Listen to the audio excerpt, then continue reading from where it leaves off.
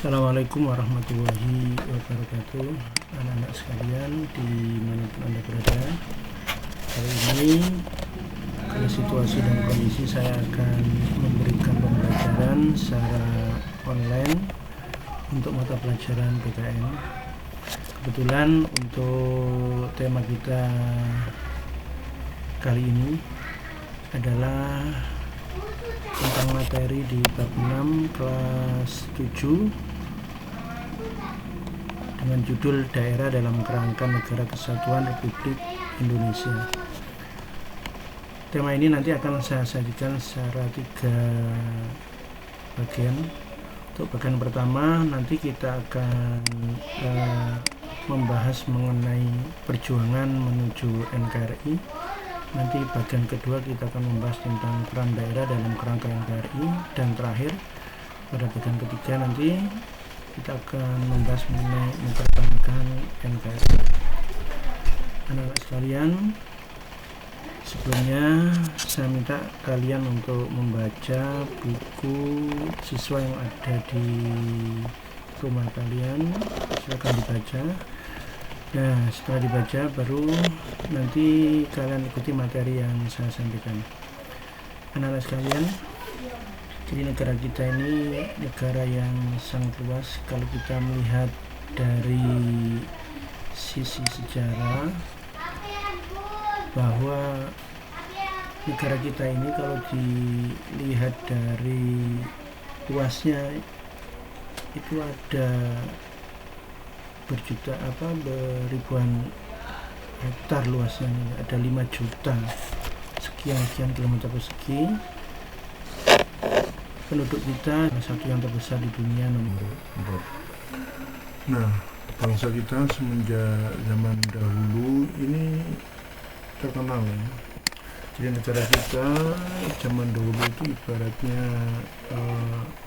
wanita yang cantik, yang menarik perhatian. Jadi banyak negara di dunia dulu kita ini menjadi incaran negara-negara lain. Apa yang membuat kita jadi incaran? Karena negara kita dulu menghasilkan salah satu bahan yang paling dicari di dunia, yaitu rempah-rempah. Karena itu satu demi satu bangsa-bangsa di dunia datang ke negara kita. Awalnya mereka datang untuk mencari rempah-rempah, dalam arti motifnya hanya ekonomi, jadi membeli barang yang dari Indonesia kemudian mereka pulang. Tapi lama-kelamaan mereka punya motif yang bersifat politik, jadi menguasai wilayah kita. Dilihat dari segi sejarah, bangsa yang pertama datang dan menguasai negara kita ini namanya Portugis. Ini bangsa Portugis. Jadi dia menguasai wilayah Indonesia, yaitu Maluku, daerah Ternate, itu datang tahun 1512. Kemudian setelah dia berkuasa di sana sekitar 10 tahunan, datanglah bangsa yang kedua yang juga ingin datang ke wilayah Maluku, yaitu Spanyol. Maka terjadilah peperangan antara dua wilayah itu. Sebenarnya Portugis menguasai kerajaan Ternate, sementara Spanyol menguasai Tidore. Kemudian dua negara ini akhirnya berperang, memperebutkan wilayah penghasilan rempah di wilayah Ambon. Akhirnya didamaikan oleh Paus, dan dua negara ini akhirnya sepakat yang tetap berkuasa adalah Portugis, sementara Spanyol akhirnya mengalah, pindah ke Filipina. Setelah Portugis datang sekitar hampir 100 tahun, barulah datang bangsa yang ketiga, yaitu Belanda. Jadi Belanda pertama kali datang tidak di Maluku, tapi di wilayah Jawa, atau tepatnya di Banten. Saat itu armada pertamanya ini dipimpin oleh seorang yang bernama Cornelis Doortman. Dia datang dengan baik-baik awalnya. Nah, ini merupakan cikal bakal awal mula mereka mengenal Indonesia, dan lama-kelamaan mereka tidak sekedar untuk mencari rempah-rempah, tapi juga akhirnya menguasai wilayah Indonesia satu demi satu dengan cara menaklukkan kerajaan-kerajaan di Nusantara. Dan Belanda inilah yang paling lama berkuasa di Indonesia. Jadi Belanda itu akhirnya mengambil alih penjajahan di Indonesia ini awalnya Portugis tadi. Nah, Portugis itu akhirnya berhasil dikalahkan oleh Belanda, dan akhirnya Belanda menguasai negara kita lebih dari 300 tahun. Nah, di saat Belanda menguasai beberapa wilayah Indonesia yang lain juga ada yang dikuasai oleh Inggris. Jadi Inggris ini menguasai wilayah Indonesia, khususnya daerah Sumatera. Cuma saat itu Belanda berkuasa di wilayah Malaka ya. Malaka, Singapura ini dikuasai oleh Belanda. Nah, karena kebetulan dua negara ini bersahabat, Belanda dengan Inggris, maka terjadilah barter daerah jajahan, di mana Belanda yang semula menguasai Malaka termasuk Singapura itu menukarkan daerah jajahannya dengan Sumatera, sehingga Inggris akhirnya meninggalkan wilayah Sumatera dan menguasai wilayah Malaka. Nah, artinya kita pernah merasakan jajah Inggris tapi hanya wilayah Sumatera. Jadi praktis yang paling banyak dikenal sebagai penjajah negara kita adalah Belanda, di mana nanti begitu menjajah Indonesia, pemerintahan di Indonesia dikendalikan oleh pemerintahan dikenal dengan istilah pemerintahan Hindia Belanda. Nah, pemerintahan Hindia Belanda ini nanti dipimpin oleh seorang yang bergelar Gubernur Jenderal. Nah, tentunya kalau kita dijajah oleh negara lain, tidak ada negara yang suka dalam barang dijajah. Jajah itu pasti tidak enak, maka nanti menimbulkan perlawanan. Jadi kalau kita dijajah oleh negara lain, maka gambarannya seperti ini yang ada di slide ini. Jadi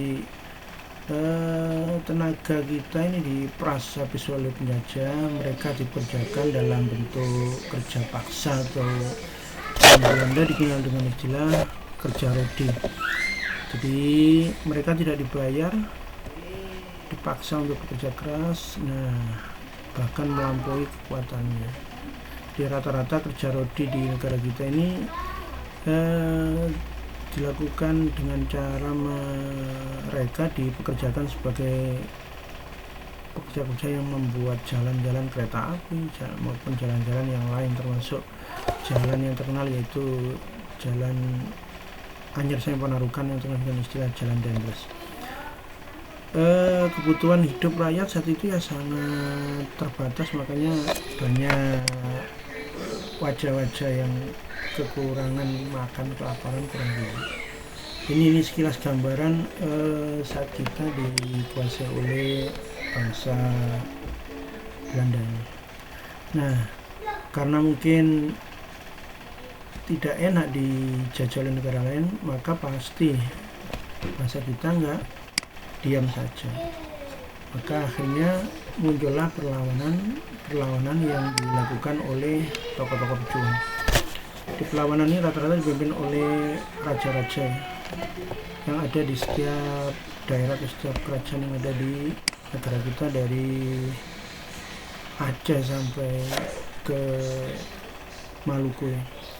Jadi kita lihat misalnya sosok ada yang namanya Sultan Hasanuddin di Makassar, ini Tengku Umar di Aceh, Pangeran Diponegoro di Jawa, Pangeran Antasari di Kalimantan, Patimura di Maluku, Sisingamangaraja di Batak, Juknyadin istri dari Tengku Umar di Aceh, dan juga ada Imam Bonjol di Sumatera Barat ya, Minangkabau. Nah, perlawanan yang dilakukan oleh para pejuang kita tentunya tidak semuanya memperoleh keberhasilan. Di rata-rata kita mengalami kegagalan karena kurangnya persatuan. Jadi perjuangan itu bersifat kedaerahan. Jadi tidak ada kerjasama antara satu tokoh pejuang dengan pejuang yang lain.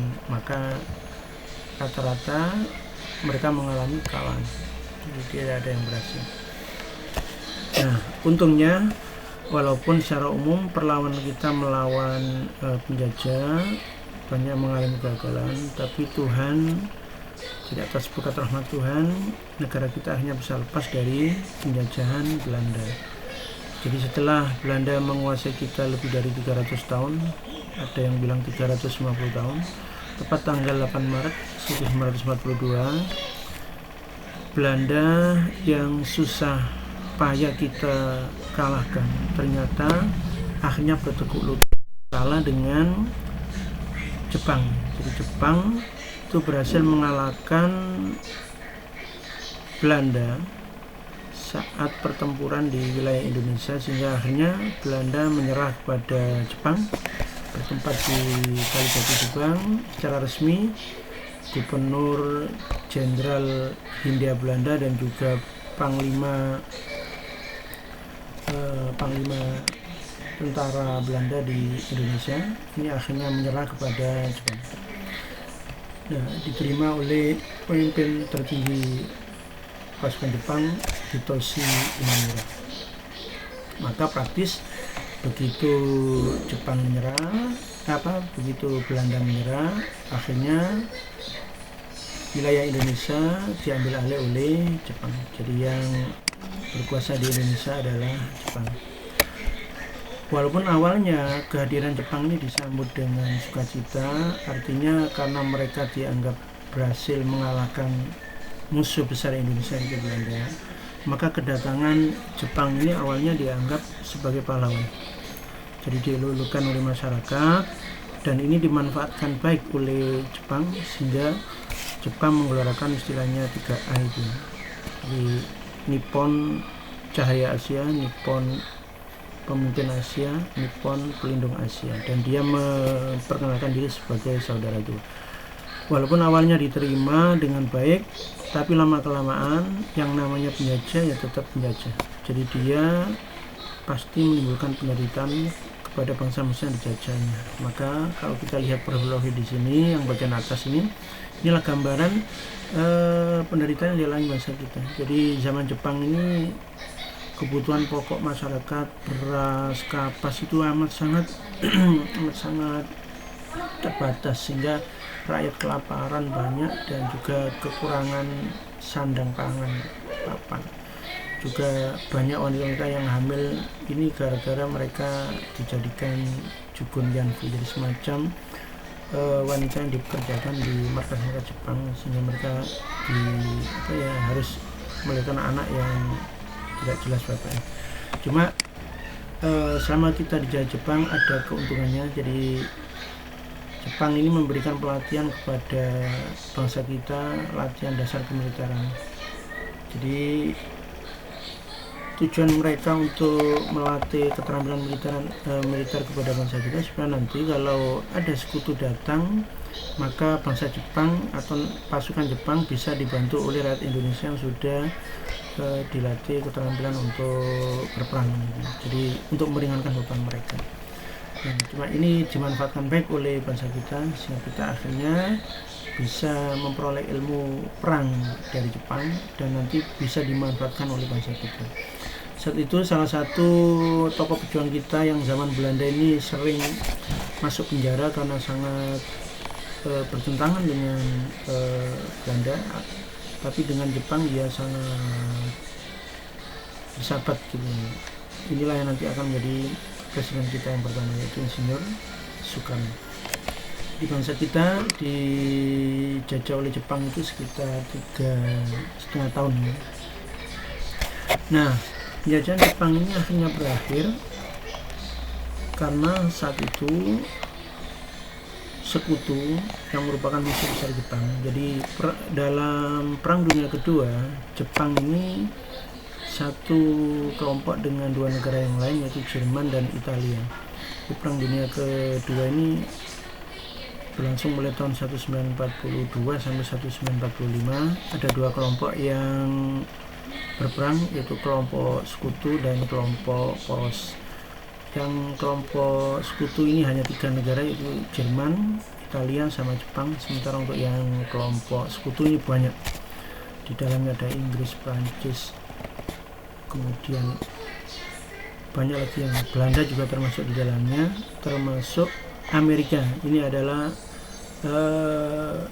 ikut bergabung dalam kelompok sekutu, walaupun dia gabung pada akhir-akhir Perang Dunia Kedua setelah salah satu pangkalan militer Amerika yang ada di Hawaii itu dibom oleh oleh Jepang, maka akhirnya Amerika yang semula netral dalam Perang Dunia Kedua itu akhirnya ikut untuk bertempur melawan Jepang.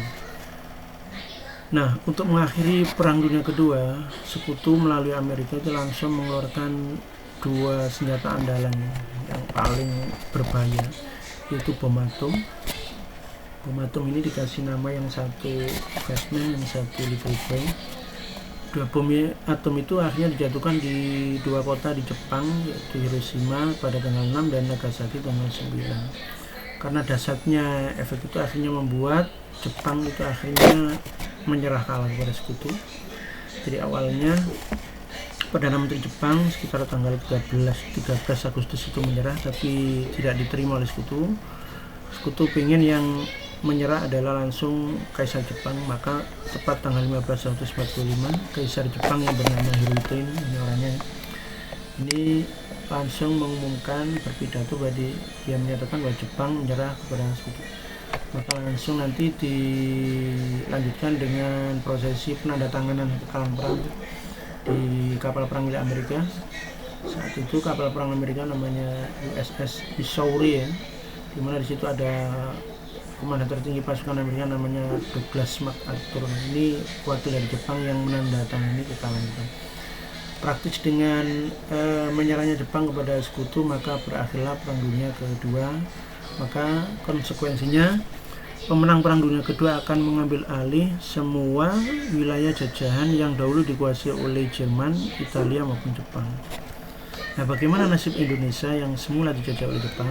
Maka menurut normalnya ya mestinya kita akan diambil oleh Sekutu. Jadi karena Jepang kalah perang, maka wilayahnya salah satunya Indonesia harus diserahkan sama Sekutu. Nah, bisa Amerika, bisa Belanda, bisa Inggris.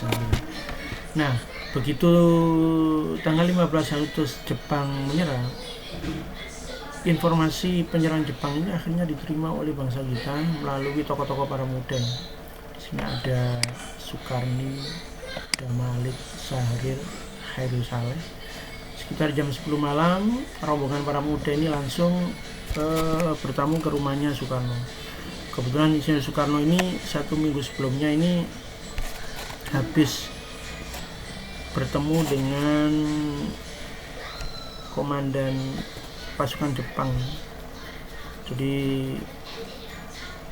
Soekarno, Hatta, dan Ketua BPUPKI Rajiman Wijayadiningrat itu sebelumnya diundang oleh pemimpin tertinggi Jepang di wilayah Asia Tenggara untuk diberikan janji bahwa Indonesia akan dikasih kemerdekaan secepatnya. Saat itu pertemuan diadakan di Dalat, Vietnam gitu ya. Nah, setelah bertemu itu Soekarno pulang. Nah, sekitar tanggal 14-15 Soekarno baru sampai di Jakarta. Jadi dia belum tahu informasi tentang kekalahan Jepang. Nah, cuma para muda lebih tahu. Jadi para muda lebih tahu dari siaran radio asing bahwa Jepang telah menyerah, Perang Dunia berakhir. Maka malam hari mereka ngeruduk ke rumahnya Soekarno untuk memaksa menekan kepada Soekarno yang dianggap tokoh bangsa kita saat itu supaya memproklamasikan kemerdekaan Indonesia malam itu juga, dengan diceritakan bahwa Jepang sudah menyerah. Awalnya Soekarno sebetulnya saat itu kurang percaya karena dia masih yakin bahwa beberapa hari sebelumnya dia sudah mendapatkan janji bahwa Indonesia akan dikasih kemerdekaan. Jadi dia masih beranggapan bahwa Jepang masih belum kalah perang.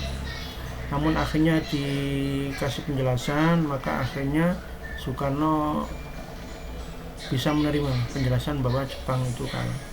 Cuma Soekarno masih tetap tidak mau untuk memproklamasikan kemerdekaan dengan alasan bahwa nanti kalau dia memproklamasikan kemerdekaan maka rakyat akan gembira ria.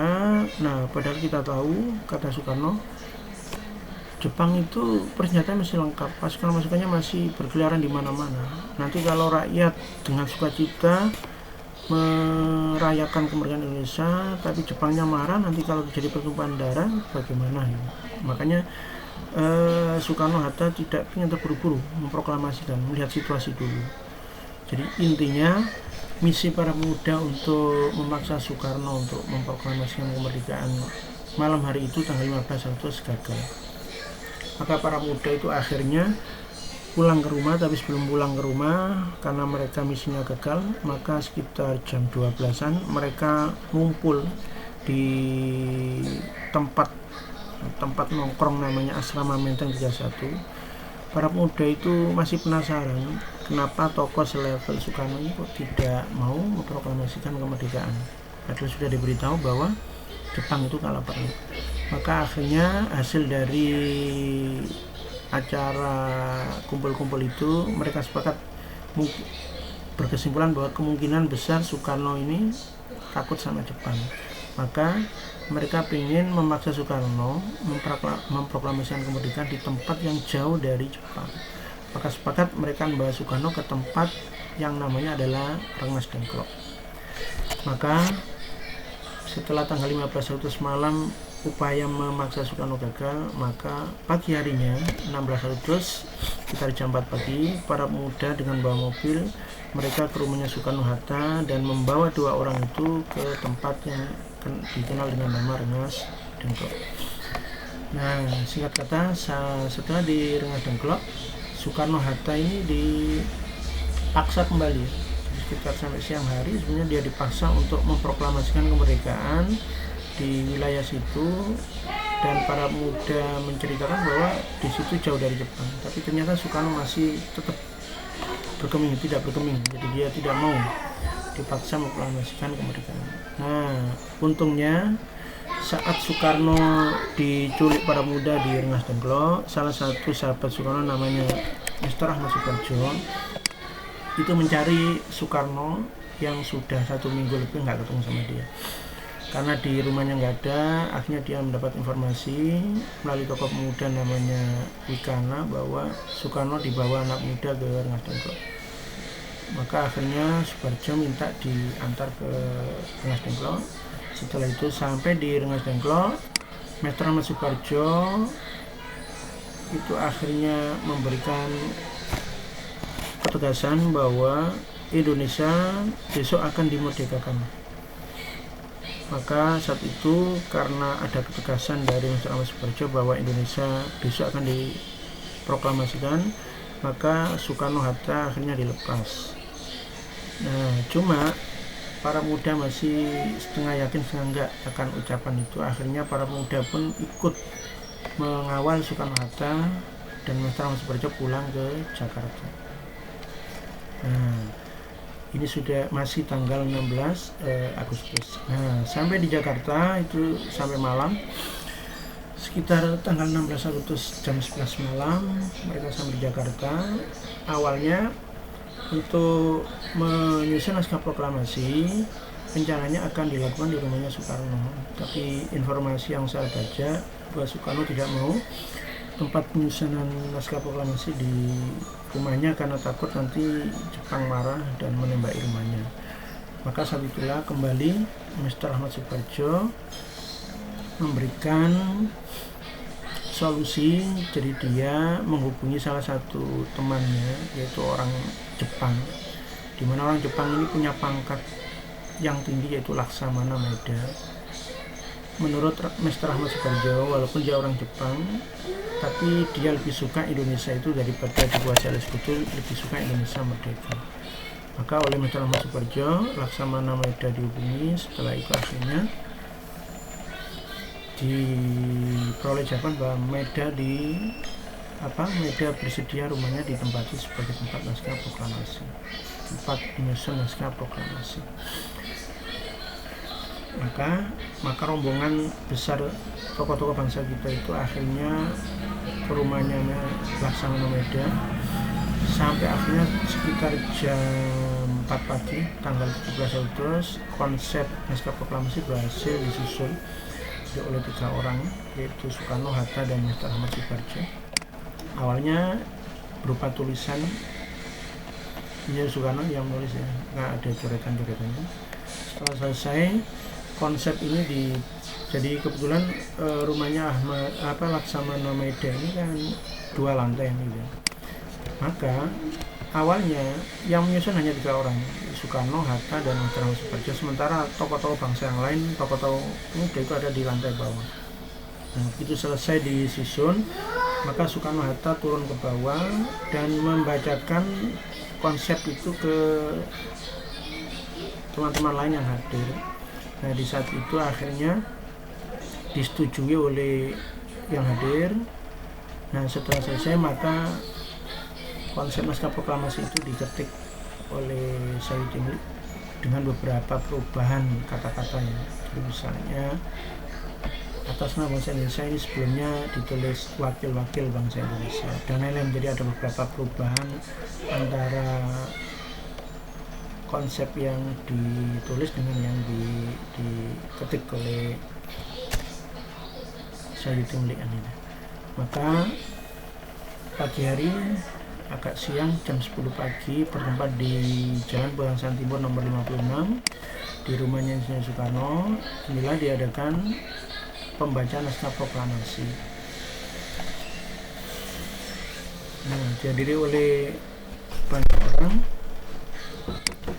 Nah, saat pembacaan naskah proklamasi itu yang melakukan adalah Soekarno, kemudian dilanjutkan dengan pengibaran sang merah putih, mana sang merah putih ini dijahit oleh orang yang namanya Fatmawati yang merupakan istri dari Soekarno, dan pengibarannya dilakukan oleh 2 orang, yaitu Latif Hendraningrat sama Suhut. Yang hadir tanpa ada Ketua BPPKI Rajiwan Jodiningrat, ada juga Gubernur Raja Tengku Muhammad Hasan dan lain-lain dari tokoh bangsa kita ya. Nah, ini ditutup dengan acara pembacaan doa. Nah, untuk melatih daya ingat kalian, maka nanti silakan di post jawab 3 pertanyaan ini. Jadi yang pertama, ceritakan peristiwa sebelum proklamasi. Kemudian yang kedua, mengapa terjadi ketegangan antara bangsa muda dan golongan tua dalam menjalankan proklamasi. Dan yang terakhir, sebutkan tokoh-tokoh pendiri negara dan peranannya dalam peristiwa proklamasi. Untuk penutup pada kesempatan kali ini, jadi ini hasilnya. Jadi untuk peristiwa penting yang terjadi menjelang proklamasi dimulai dari tanggal 15 sampai tanggal 17. Kemudian untuk mengapa terjadi ketegangan, ya karena Soekarno-Hatta tidak ingin terburu-buru karena ditakutkan akan terjadi pertumpahan darah. Terus siapa tokoh-tokoh yang berperan? Banyak ya, Soekarni, ada Malik, Mas Suparjo, Sukunto, Soekarno-Hatta, Maeda, dan lain-lain. Akhirnya kita sampai ke makna proklamasi bagi bangsa kita. Jadi ada 6 makna atau arti. Pertama, dari sisi hukum, aspek hukum, bahwa proklamasi itu mengganti yang semula adalah hukum kolonial atau hukum penjajahan, diganti menjadi hukum nasional Indonesia. Dilihat dari sisi sejarah, proklamasi itu dianggap titik awal sejarah Indonesia Merdeka dan titik akhir sejarah Indonesia dijajah negara lain. Dilihat dari aspek sosiologis, proklamasi itu mengubah bangsa kita yang semula dianggap bangsa yang terjajah menjadi bangsa yang merdeka. Dan dilihat dari aspek kultural, bahwa proklamasi ini telah membangun peradaban baru. Jadi yang semula bangsa kita dianggap bangsa yang kelas nomor 3, itu menjadi bangsa yang sederajat dengan bangsa-bangsa yang lain. Dilihat dari aspek politik, bahwa proklamasi ini membuat bangsa kita menjadi sejajar dengan semua bangsa lain di dunia, termasuk Belanda, Portugis, Jepang. Dan dilihat dari aspek spiritual, bahwa proklamasi ini semata-mata karena berkat rahmat Tuhan yang Maha Esa. Demikian pembelajaran online. Untuk kali ini kita bertemu untuk sesi kedua dan ketiga. Saya akhiri. Assalamualaikum warahmatullahi wabarakatuh.